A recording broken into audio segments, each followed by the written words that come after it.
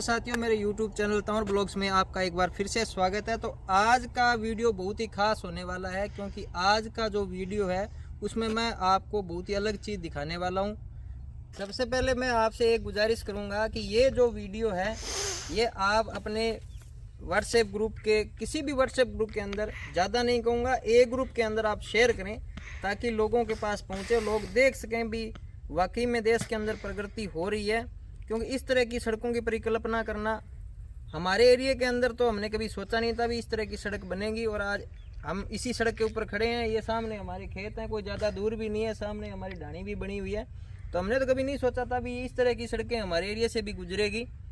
तो आप ज़्यादा नहीं करें, एक व्हाट्सएप ग्रुप के अंदर इस वीडियो को ज़रूर शेयर करें ताकि लोगों को पता लगे भी जो हमारा देश विकासशील देश है वो किस गति के साथ अपनी प्रगति कर रहा है। ये मुमकिन हुआ है तो मोदी राज के अंदर हुआ है। और इस तरह की बहुत सारी सड़कें हैं जो हमारे भारत के अंदर बन रही है।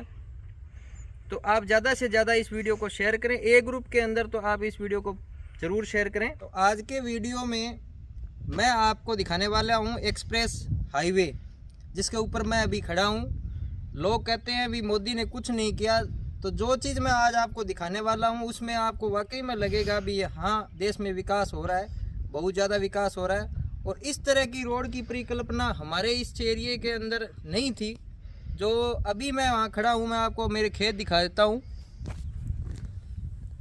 ये सामने जो देख रहे हो ये हमारे खेत है, और यहाँ हमारे ये पड़ोसियों की ढाणी हुआ करती थी, जिसके अभी आपको थोड़े बहुत कंकर पत्थर आपको मिल ही जाएंगे यहाँ पड़े हुए। मैं आपको दिखा देता हूँ।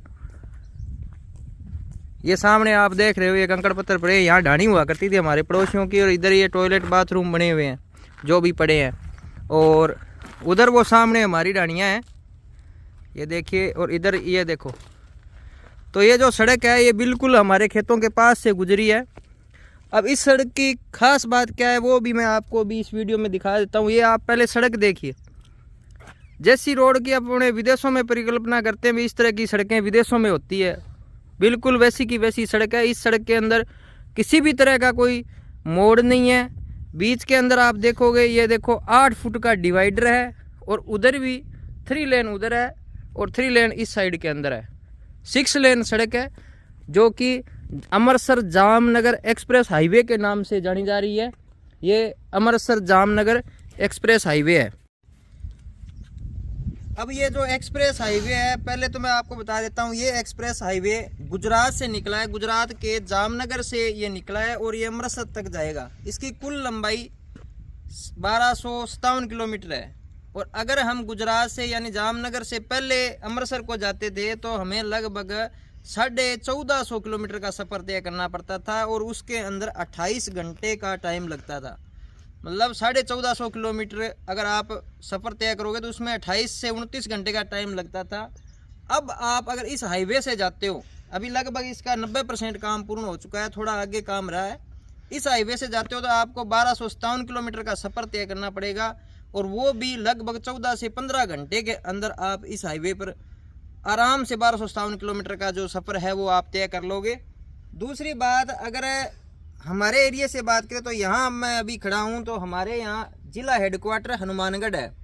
अगर हम बाई रोड जैसे दूसरी जो पहले हमारी जो पास जो सड़कों की व्यवस्था है उससे जाते हैं तो हमें लगभग 1.5 घंटे का सफ़र तय करना पड़ता है। 1.5 घंटे के अंदर हम हनुमानगढ़ पहुँचते हैं, जो कि यहाँ से मात्र 45 किलोमीटर है। और जब हम इस सड़क से हनुमानगढ़ जाते हैं, इसका थोड़ा आगे एंट्री है, वहाँ से अगर चढ़ के हनुमानगढ़ जाते हैं तो हमें 20 से 25 मिनट के अंदर हम हनुमानगढ़ पहुँचते हैं। दूसरी बात, इधर वाली साइड हमारे बीकानेर हेडक्वार्टर है। अगर हम पहले की जो व्यवस्था थी उससे अगर हम बीकानेर जाते हैं तो बीकानेर की लगभग हमें 6 घंटे 5.5-6 घंटे का सफ़र तय करना पड़ता है बीकानेर के लिए। और अगर हम इस एक्सप्रेस हाईवे से बीकानेर जाते हैं तो हम 3.5 घंटे के अंदर बीकानेर पहुँचते हैं। तो टाइम के साथ साथ पेट्रोल का भी जो बचत हुआ है, और सबसे ज़रूरी, पेट्रोल से भी ज़्यादा ज़रूरी आज के टाइम में वक्त की कदर है। तो इस एक्सप्रेस हाईवे ने एक तो समय की बचत की है, दूसरी जो है तेल की बचत की है। सामने से एक गाड़ी आ रही है, मैं उसकी आपको स्पीड दिखा देता हूँ किस स्पीड से वो गाड़ी चल रही है। ये देखो 100 से प्लस की स्पीड इस गाड़ी की है। और सबसे बड़ी बात ये है भी इसमें अलग अलग लेन बने हुए, बीच में डिवाइडर दिया गया। आपको सिर्फ एक साइड चलना ही चलना है, दूसरी साइड की आपको टेंशन नहीं है भी सामने से कोई भी व्हीकल आएगा। अब यहाँ मैं आपको एक दिखा देता हूँ, ये आप सामने देखोगे ये ऑनलाइन चालान कटेगा, वो क्या बोलते हैं स्पीडोमीटर है ये यहाँ लगे हुए हैं। इस पर आपको सामने ये देखो 120 की स्पीड मेरे ख्याल से यहाँ कार की रखी गई है, उससे ऊपर अगर गाड़ी स्पीड चलती है तो यहाँ आपका ऑनलाइन चालान कटेगा। और इसमें सड़क पे जगह जगह कैमरे भी लगे हुए, मैं आपको जूम करके दिखा देता हूँ। ये आप सामने देख रहे हो, ये यहाँ कैमरा लगा हुआ है। और इधर वाली साइड में भी सामने आपको दिखा देता हूँ, ये देखो यहाँ कैमरे लगे हुए हैं।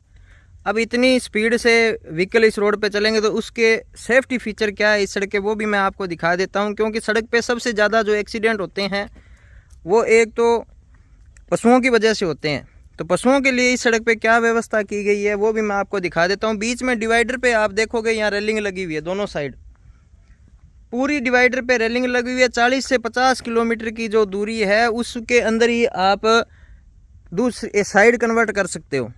बीच में कहीं भी आपको ये डिवाइडर के अंदर कट नहीं मिलेगा जिसमें आप साइड कन्वर्ट करो। और इधर वाली साइड अगर खेतों से कोई पशु आता है उसकी के लिए मतलब क्या सुविधा यहाँ की गई है भी, कोई भी पशु खेतों से सड़क पे ना आए, वो मैं सामने से आपको दिखा देता हूँ। ये सामने देखो बड़ी बड़ी रेलिंग लगी है पूरी सड़क के ऊपर। और एक साइड में उधर देखोगे तो वहाँ पूरी सड़क के ऊपर इस तरह की दीवार बनी हुई है, ये फट्टे वाली दीवार है पूरी सड़क पे इस तरह से लगी हुई है ताकि कोई भी पशु है वो इस सड़क पे ना आए। क्योंकि स्पीड से व्हीकल चलेंगे तो पशुओं का सबसे ज़्यादा खतरा होता है एक्सीडेंट का। तो पशुओं के लिए सबसे बड़ी व्यवस्था यहाँ की गई है भाई, रोड पे कोई भी पशु ना चढ़े। सड़क है ये गुजरात से चलने के बाद अमृतसर पहुँचेगी, तो ये 3 तो रिफाइनरियों को जोड़ेगी। इस सड़क के अंदर 3 रिफाइनरियाँ आपस में जुड़ेगी और 2 जो थर्मल पावर प्लांट है वो इस सड़क के माध्यम से आपस में जुड़ेंगे। एक अपना बठिंडे के अंदर है थर्मल पावर प्लांट है, एक सूरतगढ़ के अंदर है, दोनों पावर प्लांट इस सड़क से जुड़ेंगे। और जो हम विदेशों के अंदर देखते हैं भी एक ट्रक के पीछे 3-3 कंटेनर जुड़े हुए होते हैं, लेकिन वो अभी तक भारत के अंदर वो सिस्टम नहीं चल रहा है। उसका मेन कारण है सड़कों की व्यवस्था सही नहीं होना। तो ये मोदी सरकार का एक अपने विजन मान लो कि एक जो माल ढुलाई का सबसे खर्च आता है वो हर चीज़ के ऊपर उस खर्च का डिवाइडेशन होता है। जैसे भी अपना ट्रांसपोर्ट का खर्च है वो अभी ज़्यादा लग रहा है, क्योंकि जो अपने बाहर से जो सामान आता है बंदरगाहों पे आता है और वो हमारे तक पहुंचते पहुंचते बहुत महंगा हो जाता है। ये जो सड़क है ये कांडला बंदरगाह से निकली है गुजरात से, और कांडला बंदरगाह से निकल के ये पंजाब के अमृतसर तक जाएगी, जो कि 4 राज्यों से होकर गुजरेगी, जिसमें एक राजस्थान हो गया, गुजरात हो गया, एक पंजाब हो गया और एक हरियाणा हो गया। 4 राज्यों से गुजरेगी और 17 जिलों से ये सड़क जो है गुजरेगी। तो इसका जो फ़ायदा है पूरे भारत को होने वाला है, क्योंकि इस सड़क को आगे जो एक सड़क निकलेगी अपने श्रीनगर से जो निकलेगी जम्मू से, उस सड़क के साथ भी इस सड़क को जोड़ा जाएगा। तो जो विदेशों से माल इंपोर्ट होके आता है वो एक कम समय में और कम लागत के अंदर के देश के विभिन्न भागों में पहुंचेगा, जिसका फ़र्क हम सभी के ऊपर पड़ने वाला है। क्योंकि आज जो ट्रांसपोर्ट का खर्च है वो बहुत ज़्यादा आ रहा है, जिसके लिए हमें हर चीज़ महंगी मिल रही है, क्योंकि लागत से ज़्यादा ट्रांसपोर्ट का खर्च आ रहा है। तो इस सड़क का सबको ये लाभ होने वाला है, क्योंकि इसमें जो लागत है वो कम आएगी, ट्रांसपोर्ट जो खर्चा है वो बचेगा और कम समय में कम लागत के अंदर हम तक हर तरह का जो माल है जो विदेशों से आता है वो हमारे पास पहुंचेगा।